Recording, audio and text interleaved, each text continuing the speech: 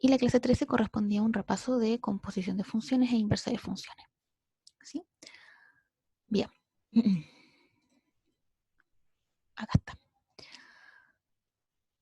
Aquí nos explica nuevamente lo que se refiere a la composición de funciones. Así tenemos los tres conjuntos correspondientes, las funciones que se componen entre sí y cómo se distribuye,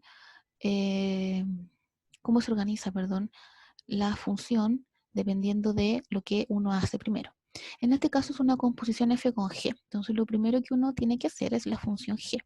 Entonces, de donde uno empieza en el dominio de g. En este caso, si lo que está dentro, lo que se está componiendo en la función g, uno empieza en el dominio de g. Y en el dominio de g toma un número, un elemento, y le aplica g. Al aplicarle g al elemento, obtiene obviamente su g de x, su resultado. Luego, a este resultado, por composición, uno ahora le aplica la función f. ¿Sí? Entonces este círculo más pequeño, ¿sí?, corresponde al recorrido de la función g, que como condición debe estar contenido en el dominio de la función por la cual está compuesta, en este caso por el dominio de f. ¿Sí? Entonces el recorrido de g debe estar dentro del dominio de f para poder realizar la composición sin problemas. Una vez que tengo entonces g de x y sé que pertenece al dominio de f, entonces aplico la función f y me queda f de g de x.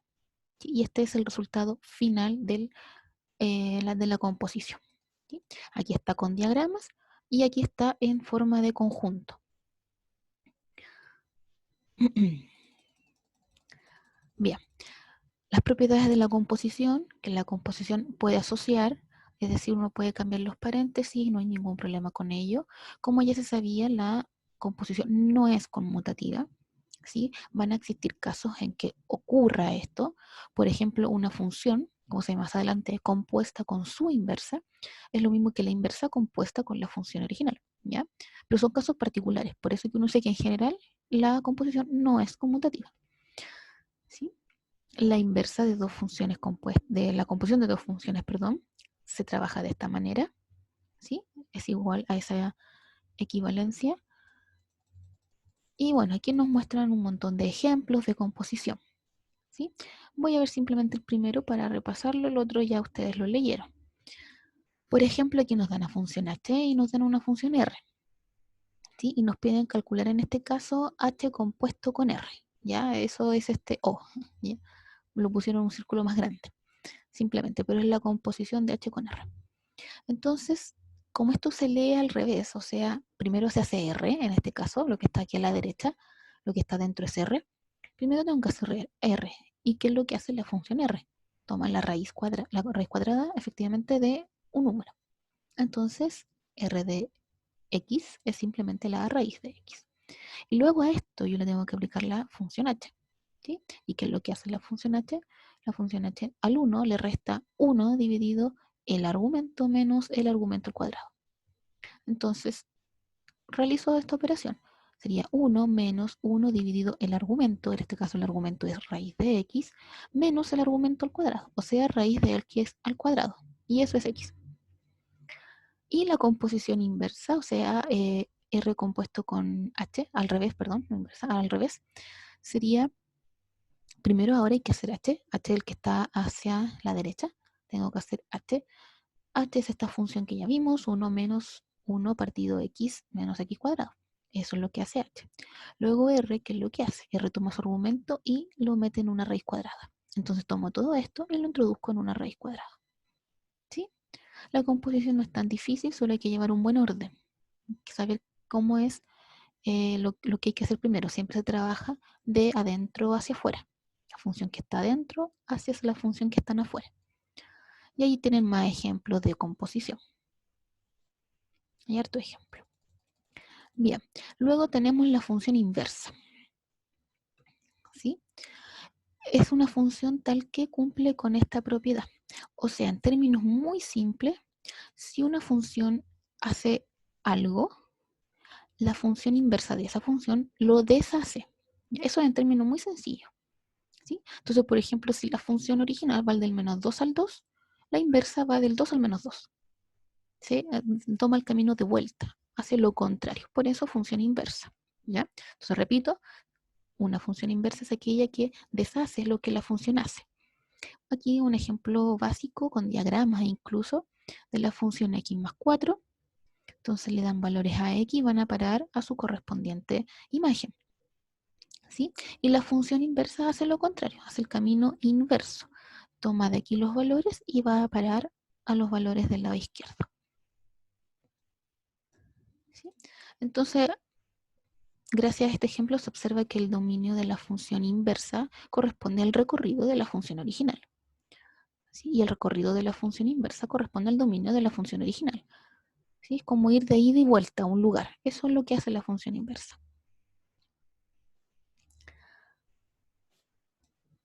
Bien, las funciones inversas de manera gráfica son simétricas con respecto a la recta y igual x.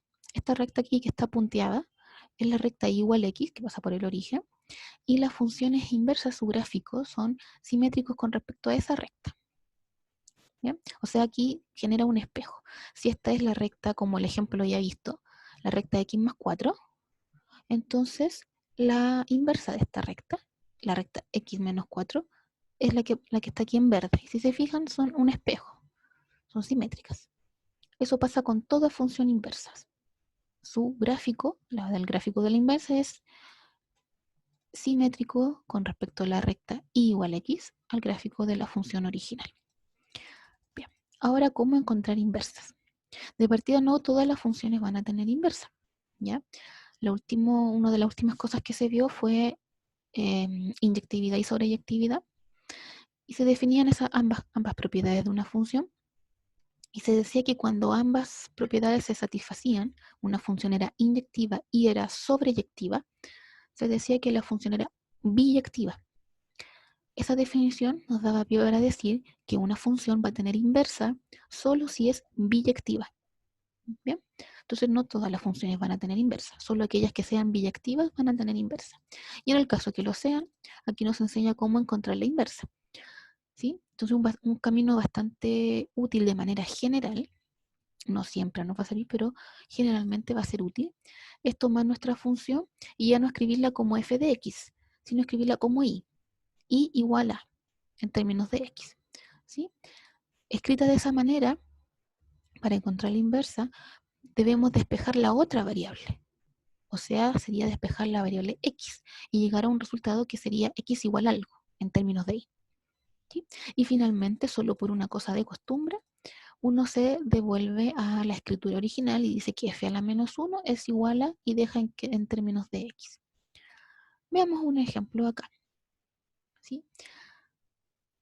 Voy a ver el 2 para que se vea un poco más largo. Tenemos esta función. Entonces ya suponga que el enunciado ya le dice que es biyectiva y por tanto tiene inversa, encuentre su inversa. ¿Cómo se encuentra? La f de x la vamos a reescribir por y. Entonces y igual, esto es lo que le decía yo, igual a algo, igual a cosas que dependen de x, que sería la expresión de la función. Y igual 2x más 3 dividido x menos 1. Y ahora hay que despejar la otra variable. Si aquí está despejada la variable y, ahora hay que despejar la variable x. Entonces viene ahora un trabajo netamente algebraico, de multiplicar, de distribuir, de sumar y restar y despejar. Eso es todo, un trabajo netamente algebraico. Entonces aquí, por ejemplo, el denominador pasa al otro lado, como se dice, multiplicando. Luego el i, por distributividad, multiplica cada término del paréntesis. Luego viene a agrupar, o sea, a un lado de la igualdad, dejar todas las cosas que contengan x, y al otro lado de la igualdad, dejar cosas que no contengan x. ¿Para qué? Para poder factorizar por x. ¿Sí? Una vez factorizado por x, se despeja x. Y ahí se obtiene. ¿Sí? Ahí se obtiene. Por lo tanto, ahora simplemente por una cosa de notación, volvemos a las variables originales y decimos que f a la menos 1 de x es igual, o sea, la inversa de la función que nos dan, a x más 3 dividido x menos 2. ¿Sí? Aquí nos dan otro ejemplo que incluso muestra la gráfica. Vean lo que les decía. Gráfico de una función es simétrico con respecto a la recta y igual a x con el gráfico de su función inversa. Eso siempre va a ocurrir. Y esta otra propiedad muy importante que también les dije. La composición sí respeta la conmutatividad cuando se trata de dos funciones inversas entre sí. Entonces una función compuesta con su inversa es igual a la inversa compuesta con la función original. Ahora sí se cumple, solo en las funciones inversas entre sí. Bien. Y bueno, aquí también les dice lo que yo ya dije, que la función tiene inversa solo si es biyectiva y que las gráficas son simétricas con respecto a la recta y igual a x, la gráfica de una función junto con la gráfica de su inversa. Ok, esta materia ya está pasada, esto era solo un resumen, así que ya vimos todo lo que debíamos ver. Ahora vienen los ejemplos. Dentro de esos materiales que yo les subí, material clase 13 de repaso, composición e inversa, aparecen estos ejemplos propuestos. Entonces ahora ustedes van a tener, déjenme ver, unos 15 minutos, ya que son harto ejercicio, para hacer estos 4 problemas. ¿Sí? 15 minutos para que desarrollen estos 4 problemas y después, como siempre, los vamos revisando. Cualquier acotación y consulta por el chat. Acá están. Nos daban estas 3 funciones y nos pedían determinar ciertas cosas, operaciones con ellas. ¿Ya? En la primera nos pedían determinar la función de esta manera. F de x más h menos f de x dividido h. Entonces, ¿qué había que hacer? Vamos a la función f, que es esta, 4x más 8. Entonces, aplicamos lo que haya que aplicar. Si queremos sacar esto, debemos aplicar f de x más h. ¿Qué es lo que hace f? F toma su argumento, ¿verdad? Al x, lo multiplica por 4 y le suma 8. Por lo tanto, si ahora el argumento es x más h, entonces a x más h le multiplico 4 y le sumo 8. ¿Sí? Menos la función original, 4x más 8. Esto dividido h. Se desarrolla el numerador, ¿verdad? El 4 pasa multiplicando de manera distributiva y para sacar el paréntesis multiplico por ese menos 1, cambiando el signo a todo. Algunas cosas se me van a ir y lo único que me sobrevive en verdad es 4h dividido h. Entonces lo h lo simplifico y me queda igual 4. ¿Dudas con esto? ¿Al compañero que lo estaba haciendo?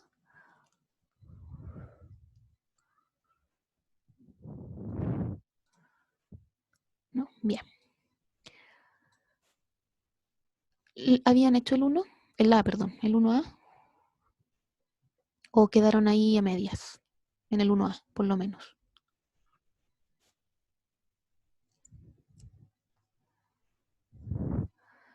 Todo bien.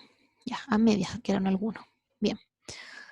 Bueno, para los que lo tenían bueno, perfecto. Y para los que quedaron a media, ahora se dan cuenta de que no es tan complicado.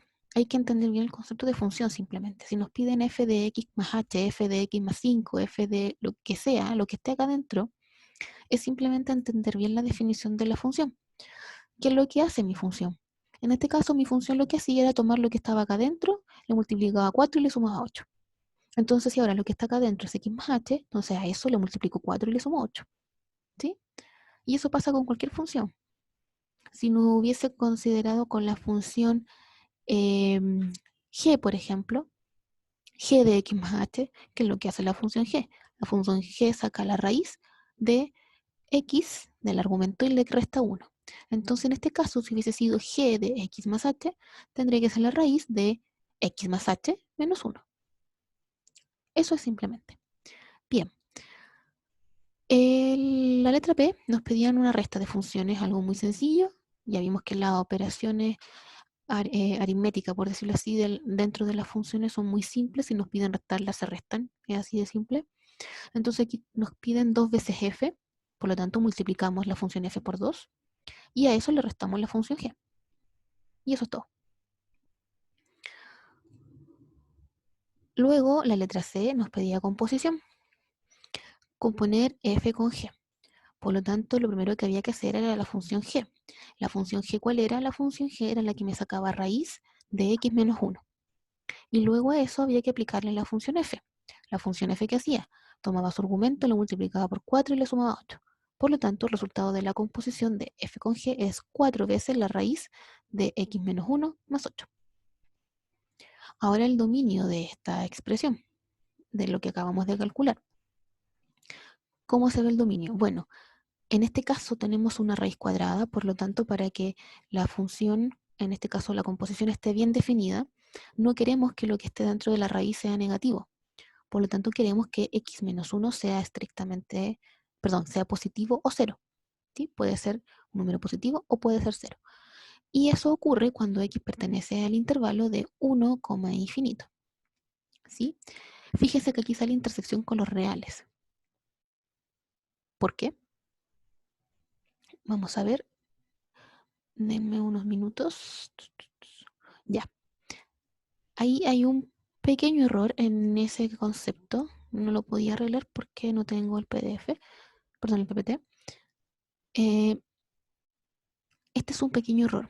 Lo que había que considerar para esta intersección no era R, era el dominio de la función G. ¿Por qué? Eso ya lo vimos la clase pasada y ya lo vimos ahora y lo vuelvo a repetir. Porque cuando uno ve dominio, no basta con llegar y darse cuenta de lo que no puede ser el X en la composición. O sea, aquí no bastaba con ver que X menos 1 fuera mayor o igual a 0, en estricto rigor. No bastaba con eso. ¿Por qué no bastaba con eso? Porque lo primero que se aplica es la función G, ¿sí? Por lo tanto, la función G también tiene que estar bien definida. O sea, yo no puedo tomar cualquier número en la función G. Sin embargo, la función G era precisamente la raíz de x menos 1, cuyo dominio es también desde el 1 cerrado hasta el infinito.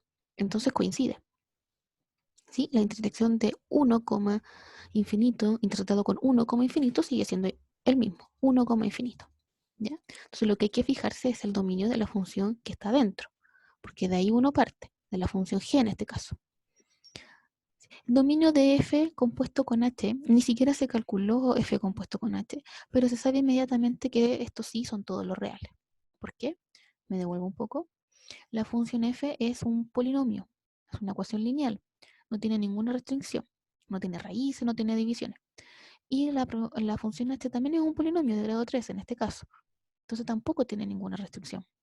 Ambas tienen como dominio todos los reales, por lo tanto su composición, sea cual sea esta, ya sea f compuesta con g o con h, perdón, o h compuesta con f, va a tener por dominio todos los reales porque ninguna tiene alguna restricción. ¿Sí? Y h dividido g evaluado en 2, había que tomar la función, aquí podían hacerlo de dos maneras. Tomar la división de las dos funciones, es decir, tomar la función h tal y como es, dividirla por la función g. Y luego a ese resultado evaluar en 2. O, como se hizo acá, es lo mismo, tomar la función h, evaluarla en 2, y eso dividirlo por la función g evaluada en 2. Y llegan al mismo resultado. Tenía que dar 6. ¿Preguntas con este ítem hasta ahora?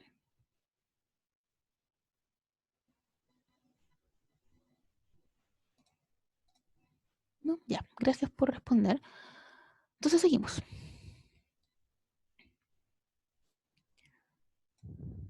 Ya, muchas gracias. Alguien me dice, en la f no es más menos 1. ¿En cuál f?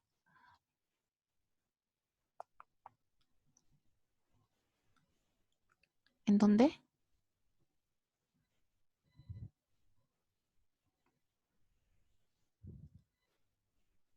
Más 6 menos 6. ¿Dónde? ¿En qué parte? Dime en qué parte, porque no sé en cuál de todas. A, B, C, D, E, F, ¿en cuál letra?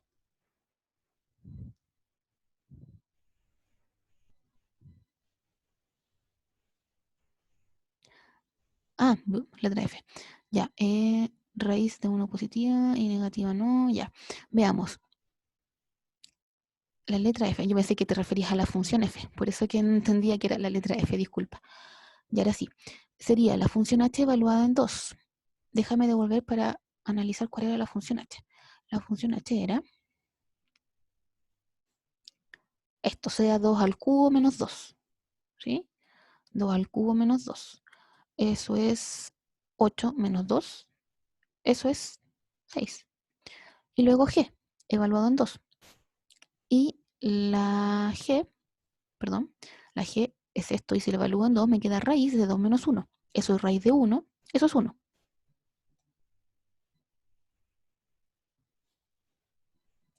Por lo tanto, queda simplemente 6. Yo creo que te estás confundiendo con los signos. No, no, aquí sale simplemente la solución positiva. Cuando uno trabaja con funciones en raíces, si te has dado cuenta, solo sale la solución positiva, ¿ya? No sale, yo creo que eso estás pensando, sale como el más menos uno. No, no es así. Es una función raíz, no hay ningún signo adelante, y el dominio de estas funciones es los reales positivos y el cero, y su recorrido es también los reales positivos y el cero. Entonces solo arroja la raíz positiva, o sea, 1. ¿Respondí a la pregunta que tenía la duda?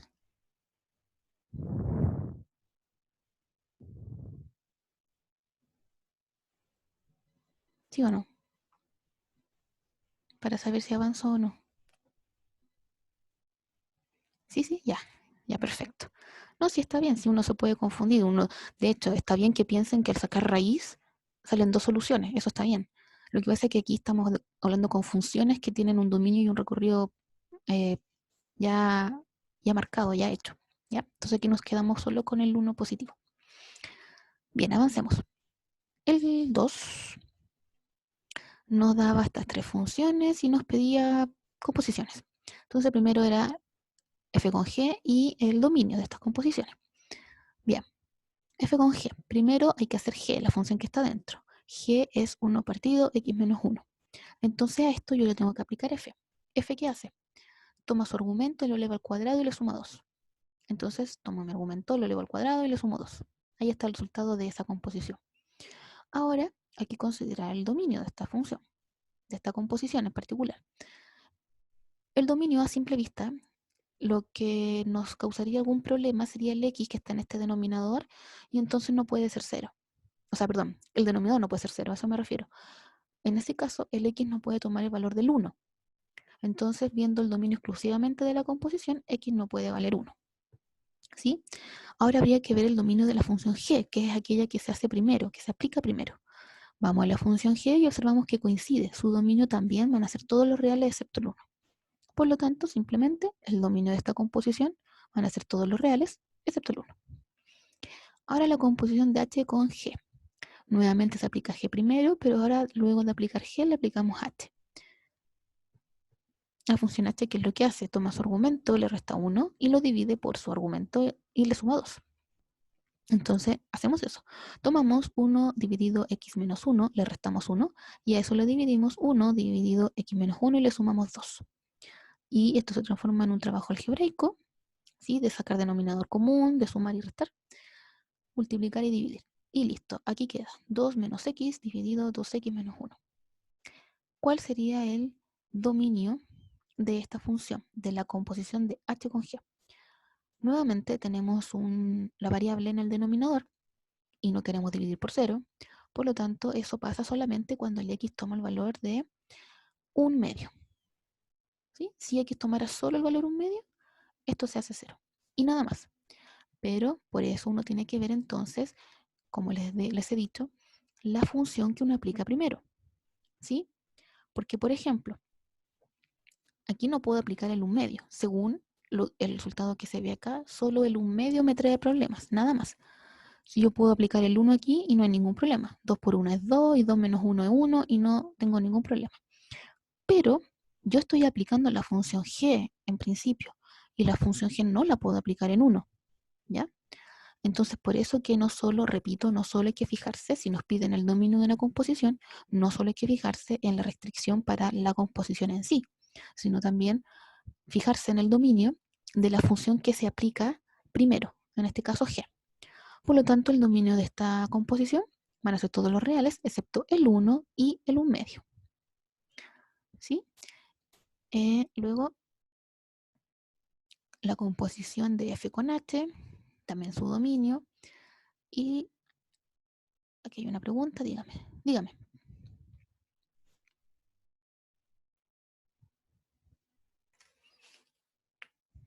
¿Cuál es la pregunta? No debería estar en 1/2 a la izquierda. Ya supongo que te refieres al último que vimos.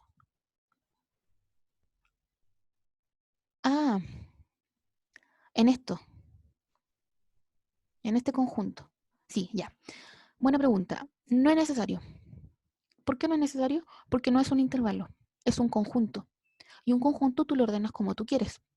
¿Ya? Si uno por, no sé, por costumbre, ordenaría un medio coma uno.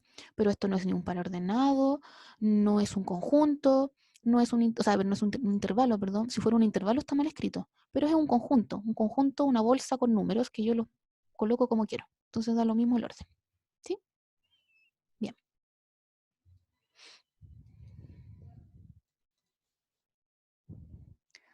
perfecto. Sigamos. Entonces, la función h acá en este caso le aplicamos la función f.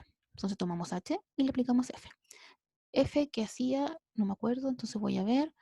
F elevado al cuadrado y le sumaba 2. Entonces hay que tomar h, elevarlo al cuadrado y a eso sumarle 2. Se desarrolla y se obtiene esto. ¿Sí? Y hay que ver el dominio entonces de esta composición. Nuevamente tenemos la variable x en el denominador y no queremos dividir por 0. En este caso, x entonces no puede valer menos 2. Solo viendo la composición. Entonces ahora nos vamos a la función h, porque es la primera que aplicamos, y vemos qué restricción tiene. Precisamente justo tiene la misma. La función h era esa, x menos 1 dividido x más 2. Entonces el dominio de la función h son todos los reales excepto el menos 2. Coincide, por lo tanto la intersección entre ambos eh, dominios es la misma y sigue siendo todos los reales excepto el menos 2. Y esto aquí le pedían simplemente una composición de tres funciones para que ya vayan soltando la mano. Entonces, como se lee de derecha a izquierda, aquí lo primero que se hace es h, luego al resultado de h se le aplica g, a ese resultado se le aplica f. ¿Sí? Entonces, primero es h, aquí está x menos 1 dividido x más 2, luego a esto se le aplica g. ¿Sí? G hacía, vamos a devolvernos para ver si está correcto, g, ¿qué es lo que hacía? Bien, g tomaba 1 y lo dividía el argumento menos 1. Entonces, g toma el 1 y lo divide por el argumento, que en este caso es x menos 1 dividido x más 2, y le resta 1. ¿Sí? Trabajando un poco con acá adentro, se obtiene esto. Y luego finalmente se le aplica este. H toma, o sea, perdón, f. F tomaba su argumento, lo elevaba al cuadrado y le sumaba 2. Entonces tomo lo que está acá adentro, lo elevo al cuadrado y le sumo 2, obteniendo finalmente este resultado. Una composición de tres funciones. Bien. La parte 3 nos daba esta función y dice efectuar las restricciones necesarias para que sea biyectiva. Redefina f y luego encuentre su inversa. Ya. Entonces lo primero que queremos hacer de esta función es encontrar su inversa. Para ello necesitamos determinar si es biyectiva. Y para determinar si es biyectiva necesitamos que sea inyectiva y epiyectiva. Y para hacer eso necesitamos entonces determinar y fijar dominio y recorrido. Eso es lo que nos está pidiendo. Entonces, el dominio es simple. A simple vista podemos ver que como tiene la variable en el denominador, nuevamente no podemos dividir por 0. En ese caso, x puede tomar cualquier valor real excepto el 4. Por lo tanto, dominio, todos los reales excepto el 4. Bien, luego vamos con el recorrido. Vamos con la inyectividad. ¿Cómo se demuestra inyectividad? Con esta propiedad, ¿sí? Siempre se demuestra esa inyectividad. Toman la función en cuestión, evaluada en algún elemento de su dominio, y dicen que es igual a la misma función evaluada en otro elemento de su dominio. Parten de esto y su objetivo es llegar a que ambos elementos del dominio son iguales. Si llegan a algo distinto, entonces no es inyectiva. Entonces, en este caso, aplicamos f en A pertenece al dominio de f, e igualamos a f aplicado en B, donde B también pertenece al dominio de f. ¿Sí? Multiplican cruzado, hacen operaciones algebraicas, y se llega finalmente a que efectivamente B es igual a A. Como son iguales, la función es inyectiva. Queda demostrado. Bien. Ahora, para cómo fijar que esta función sea sobreyectiva. Recordemos que las funciones sobreyectivas son aquellas que en el conjunto de llegada no sobra ningún elemento, ¿ya? Entonces, ¿cómo hacemos que en el conjunto de llegada no sobren elementos? Para eso tenemos que encontrar el recorrido, ¿sí? Para saber qué valores exactos son los que toma el i. ¿Qué hacemos para eso? Tomamos la función, la igualamos a i igual en este caso 3 dividido x menos 4, y cambiamos la variable, es decir, ahora despejamos x. Y si ahora despejan x, les queda de esta manera, ¿ya? Al trabajar algebraicamente, llegan a esto, x en términos de y. Y se dan cuenta que y puede tomar cualquier valor excepto el 0, porque si no dividiríamos por 0. Entonces, conclusión, el recorrido de esta función son todos los reales excepto el 0. Si nosotros decimos entonces que el dominio es esto, lo que ya dijimos, todos los reales menos 4, y fijamos que el recorrido sea esto, o sea, ya no nos va a sobrar ningún elemento en el recorrido. La estamos haciendo sobreyectiva. Si fijamos esta definición, nuestra función es biyectiva. Y como es biyectiva, tiene inversa. ¿Cuál es la inversa? Ya la hicimos. De Yapa, cuando uno calcula el recorrido, si se fijan, lo que está haciendo uno es, en segundo plano, calcular la inversa. Entonces la inversa ya está. Solo hay que reescribirla para escribirla en los términos de las variables que se usan usualmente. En este caso, la inversa entonces es f de menos 1 de x igual a 3 más 4x dividido x. ¿Sí? ¿Alguna pregunta? Creo que nos queda el último. Era un poco larga esta actividad. Bien. Aquí que dice, es lo mismo que el anterior, solo que nos dan otra función. Quieren que hagamos lo mismo. Entonces aquí lo primero es demostrar que es inyectiva. Tomamos dos elementos del dominio y lo evaluamos en la función. En este caso la función es 2x menos 1 dividido 2x más 1. ¿Sí? Evaluamos la función en A y la igualamos a la función evaluada en B. Luego se multiplica cruzado, se usa la distributividad, se agrupa, se simplifica y se llega finalmente a que A es igual a B. Entonces, efectivamente se cumple esta implicancia y uno afirma que la función es inyectiva. ¿Sí? Ya, entonces la función ya es inyectiva. Ahora, ¿cómo hacemos que la función sea sobreyectiva? Tenemos que determinar nosotros el recorrido, saber qué números exactamente va a tomar el recorrido, para que no sobre nada. Para eso, tomamos la función, la igualamos ahí y ahora despejamos en función de x. ¿Por qué hacemos esto? No olvidar que x me indica el dominio y que y me indica el recorrido. ¿Sí? Visto en un gráfico, el eje x me va a indicar el dominio de la función y el eje y me va a indicar el recorrido de la función.